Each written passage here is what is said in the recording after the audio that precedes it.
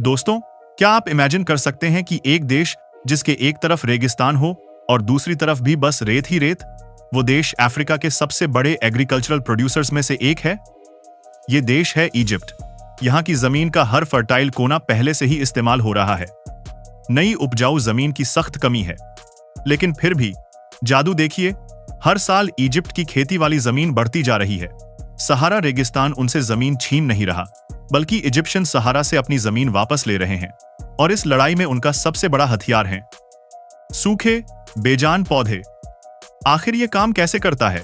चलिए पर्दा उठाते हैं इस राज से। Rice, a blessing and a curse. जब हम इजिप्ट के बारे में सोचते हैं तो चावल राइस दूर दूर तक ख्याल में नहीं आता। आखिर वहां गर्मी है, सूखा है, पानी की कमी है। ये सारी चीजें चावल की खेती के बिल्कुल खिलाफ हैं, जिसे ढेर सारा पानी चाहिए। फिर भी इजिप्ट नॉर्थ अफ्रीका का सबसे बड़ा राइस प्रोड्यूसर है। यह सब पॉसिबल होता है नाइल डेल्टा में, जहां पानी आसानी से मिल जाता है और एक मैसिव इरिगेशन सिस्टम इस पानी को खेतों तक पहुंचाता है। यहां लगभग 1.6 मिलियन एकड़ में चावल की खेती होती है, जो इजिप्ट की टोटल खेती वाली जमीन का 20% है। इन खेतों से देश को हर साल 4 से 6 मिलियन टन चावल मिलता है। यह देश के लिए एक बहुत बड़ा फूड सोर्स है। लेकिन इस फायदे के साथ एक बहुत बड़ी मुसीबत भी आती है। फसल कटने के बाद हर साल 4.5 मिलियन टन तक चावल का पुआल यानी राइस स्ट्रॉ बच जाता है। इसे एग्रीकल्चरल रेसिड्यू कहते हैं, और ये इजिप्ट की सबसे बड़ी एनवायरमेंटल प्रॉब्लम्स में से एक बन गया है। The black cloud of Egypt. तो इस बचे हुए पुआल का क्या किया जाता है? ज्यादा कुछ नहीं, सालों से किसान इस पुआल को खेतों में ही जलाते आ रहे हैं। क्यों? क्योंकि यह सस्ता है, तेज है और उनकी आदत बन चुकी है। लेकिन यह सस्ताई सिर्फ शॉर्ट टर्म में काम आती है। जब पुआल को जलाया जाता है तो उसमें स्टोर हुआ कार्बन, नाइट्रोजन ऑक्साइड्स और बहुत से हार्मफुल केमिकल्स हवा में फैल जाते हैं, और इसी से पैदा होता है द ब्लैक क्लाउड, एक काला धुएं का बादल जो हर साल पतझड़ में कायरो और नाइल डेल्टा पर छा जाता है। यह कोई कविता का नाम नहीं, बल्कि साइंटिफिक रिपोर्ट्स में यूज होने वाला असली टर्म है। इस दौरान एयर पोल्यूशन अपने नॉर्मल लेवल से कई गुना बढ़ जाता है। इसका सबसे बुरा असर बच्चों, बुजुर्गों और अस्थमा के मरीजों पर पड़ता है। यह धुआं सिर्फ गांव तक नहीं रहता, बल्कि कायरो जैसे बड़े शहर तक भी पहुंच जाता है।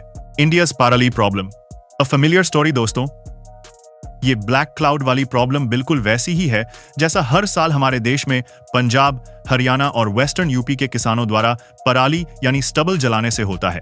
हर साल सर्दियों की शुरुआत में दिल्ली एनसीआर गैस चैम्बर बन जाता है। हवा इतनी जहरीली हो जाती है कि सांस लेना मुश्किल हो जाता है। हमारे देश में भी इस प्रॉब्लम से निपटने के लिए सरकार और साइंटिस्ट्स अलग अलग सॉल्यूशंस पर काम कर रहे हैं। मशीन से लेकर बायो डिकम्पोजर्स तक हर चीज ट्राई की जा रही है। इसलिए इजिप्ट इस प्रॉब्लम से कैसे लड़ रहा है, ये देखना हमारे लिए भी एक बहुत बड़ी लर्निंग हो सकती है। ये जानना हमारे लिए बहुत जरूरी है कि एक कचरा समझी जाने वाली चीज कैसे एक खजाने में बदल सकती है। From waste to wealth, industrial solutions. हाल ही के कुछ सालों में इजिप्ट ने इस वेस्ट को रिसाइकल करना सीरियसली शुरू कर दिया है। वेस्टिंग द सेंट्रल बॉडी 2020 में ही 1.4 मिलियन टन से ज्यादा स्ट्रॉ को रिसाइकल किया गया, जिससे जलाने की घटनाएं कम हुई। इसके अलावा अब इंडस्ट्रियल सॉल्यूशंस भी सामने आ रहे हैं। जैसे बिहेरा प्रोविंस में $128 मिलियन का प्लांट बन रहा है, जहां हर साल इस पुआल से 2.2 million square feet wood fibre boards बनाए जाएंगे। ये वही बोर्ड्स हैं जो हमारे फर्नीचर, बिल्डिंग मटेरियल और घर की फिनिशिंग में यूज होते हैं। ये प्लांट हर साल 245 टन पुआल प्रोसेस करेगा। एक ऐसे देश के लिए जहां लकड़ी महंगी है, ये एक शानदार सॉल्यूशन है। The magic of mulching on barren land. लेकिन इस सूखी घास का सबसे हैरान करने वाला इस्तेमाल वहां हो रहा है जहां इससे किसी चमत्कार की उम्मीद नहीं थी। इजिप्ट की बंजर, बेजान जमीन पर 2022-2023 में रिसर्चर्स ने एक एक्सपेरिमेंट किया। उन्होंने एक ऐसी जमीन चुनी जिसमें 85% रेत थी और ऑर्गेनिक मैटर ना के बराबर था। मतलब ये जमीन बिल्कुल इनफर्टाइल थी। वहां उन्होंने ग्रीन बीन्स की फसल उगाई। कुछ प्लॉट्स को उन्होंने राइस स्ट्रॉ से कवर कर दिया, जिसे मल्चिंग कहते हैं, और कुछ को खाली छोड़ दिया। दोनों तरह के प्लॉट्स को उनकी जरूरत का सिर्फ 50% पानी दिया गया। नतीजे चौंकाने वाले थे। जिस जमीन पर स्ट्रॉ मल्च था, वहां से 2.5 एकड़ में लगभग 19,800 पाउंड्स की पैदावार हुई, जबकि बिना मल्च वाली जमीन से उतने ही पानी में सिर्फ 13,500 पाउंड्स की पैदावार हुई। आखिर ऐसा कैसे हुआ? दरअसल ये पुआल एक नेचुरल स्पंज की तरह काम करता है। जब पानी इस पर गिरता है तो ये उसे सोख लेता है और धीरे धीरे जमीन में रिलीज करता है। इससे पानी बेकार नहीं जाता, इवेपोरेशन से उड़ता नहीं और जमीन भी ठंडी रहती है। The power of natural fertiliser rice straw का कमाल यहीं खत्म नहीं होता। इससे एक बेहतरीन नेचुरल फर्टिलाइजर यानी कुदरती खाद भी बनती है। एक और रिसर्च में जब 5 टन राइस स्ट्रॉ को 2.5 एकड़ के खेत में डाला गया और उस पर चावल उगाया गया तो पौधे ज्यादा लंबे हुए, उनमें ज्यादा दाने लगे और दानों का वजन भी ज्यादा था। इसकी वजह है पुआल में मौजूद न्यूट्रिएंट्स। राइस स्ट्रॉ में पोटेशियम, नाइट्रोजन और फास्फोरस भरपूर मात्रा में होते हैं। पोटेशियम पौधे के अंदर पानी और न्यूट्रिएंट्स के मूवमेंट में मदद करता है। नाइट्रोजन उसकी ग्रोथ के लिए जरूरी है और फास्फोरस जड़ों और फूलों के लिए।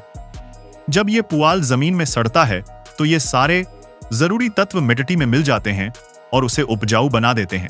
इतना ही नहीं, ये पुआल मिट्टी को सख्त होने से रोकता है और उसे मुलायम और भुरभुरा पोरस बना देता है, जिससे पौधों की जड़ों को फैलने और सांस लेने में आसानी होती है। स्ट्रॉज अदर अमेजिंग यूजेस, पुआल से बायोचार भी बनाया जाता है जो मिट्टी की क्वालिटी को बहुत इंप्रूव करता है। और तो और इस बेकार समझी जाने वाली चीज से आप हाई क्वालिटी पेपर भी बना सकते हैं, वो भी बिना एनवायरनमेंट को नुकसान पहुंचाए। इजिप्ट में कुछ ऑर्गेनाइजेशंस इस पर काम कर रही हैं। एक नई टेक्नोलॉजी से अब पुआल से 65% तक सेलुलोज निकाला जा सकता है जो पेपर बनाने के काम आता है। इस प्रोसेस में एक नेचुरल इंसेक्टिसाइड भी बनता है जो मच्छरों को मारने में काम आता है। और सबसे आखिर में इससे इलेक्ट्रिसिटी भी बनाई जा सकती है। एक स्टडी के मुताबिक अगर इजिप्ट के सारे राइस वेस्ट को पावर प्लांट में भेजा जाए तो इससे हर साल 4,193 गीगावाट आवर्स एनर्जी बनाई जा सकती है। इससे बायोगैस भी बन सकता है जिसे खाना पकाने, गाड़ियां चलाने और बिजली बनाने तीनों में यूज किया जा सकता है। Conclusion, A lesson for the world. तो दोस्तों, इजिप्ट ने एक रास्ता दिखाया है कि कैसे एक बड़ी समस्या को एक बड़े अवसर में बदला जा सकता है। जो राइस स्ट्रॉ कल तक ब्लैक क्लाउड पैदा कर रहा था, आज वही बंजर जमीन को जीवन दे रहा है, फर्नीचर बना रहा है और देश को एनर्जी देने का पोटेंशियल रखता है। अभी ये सारे सॉल्यूशंस बड़े पैमाने पर लागू नहीं हुए हैं, लेकिन इनमें छिपी संभावना अनंत है। ये सूखी घास सच में एक गेम चेंजर साबित हो सकती है, न सिर्फ इजिप्ट के लिए बल्कि भारत जैसे देशों के लिए भी।